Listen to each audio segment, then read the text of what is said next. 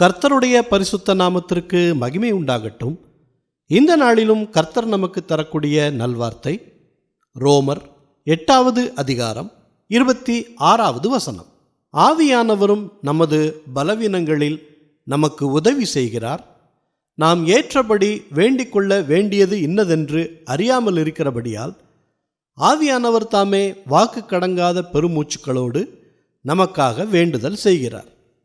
பிரியமானவர்களே, சரீரத்தில் பலவீனம் இருப்பது போல ஆவியில் சோர்ந்து போவதும் ஒருவித பலவீனம்தான். அப்படிப்பட்ட சோர்ந்து போகிற வேளைகளில் ஆவியானவர் நமக்கு உற்சாகத்தை தந்து நமக்கு உதவி செய்கிறார். சோர்ந்து போய் இருக்கும் வேளைகளில் நாம் ஜெபிக்க கூட முடியாமல் அல்லது எப்படி ஜெபிக்க வேண்டும் என்று தெரியாத வேளைகளில் ஆவியானவர் தாமே வாக்கு கடங்காத பெருமூச்சுக்களோடு நமக்காக வேண்டுதல் செய்கிறார்.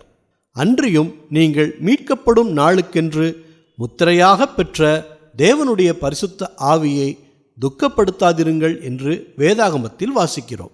சகலவிதமான கசப்பும் கோபமும் மூர்க்கமும் கூக்குரலும் தூஷணமும் மற்ற எந்த துர்க்குணமும் நம்மை விட்டு நீங்கும்போது ஆவியானவர் நமக்குள் வாசமாயிருந்து நம் பலவீனங்களில் பலன் தந்து நம்மை கிறிஸ்துவுக்கு நேராய் வழி நடத்துவார். ஜெபிப்போமா.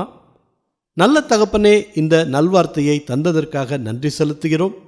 இன்றைய நாளிலும் ஆவியானவரை துக்கப்படுத்தும்படியாக இருக்கும் எந்த துர்க்குணமாக இருந்தாலும் அதை எடுத்து போட உதவி செய்யுங்க.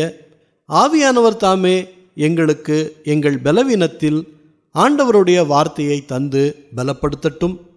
நாங்களும் பரிசுத்தத்தை காத்துக்கொள்ளவும் உம்முடைய சத்தத்தை அனுதினமும் கேட்கவும் எங்களுக்கு துணையாயிருந்து வழி நடத்துங்க.